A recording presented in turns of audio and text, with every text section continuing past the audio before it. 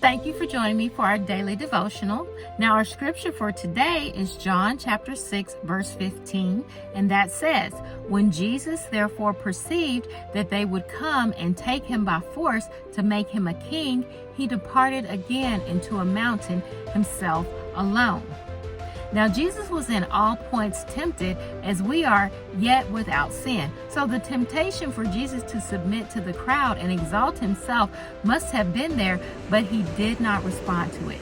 He came to do the Father's will and not his own. He said that repeatedly throughout the Gospels. Jesus immediately withdrew from everyone and spent all night in prayer with his Father.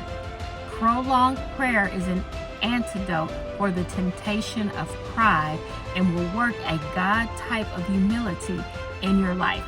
In Galatians 2:20, Paul is preaching a death to self, but it is very important to notice how this death took place. Paul said he was dead through what Jesus did.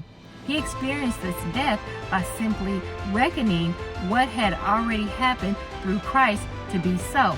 There are people today who have taken the dying to self doctrine to an extreme, and instead of being free of self, they are totally self-centered. They constantly think of self. It may be in all negative terms, but it is still self-centered. A truly humble person is one who is Christ-centered.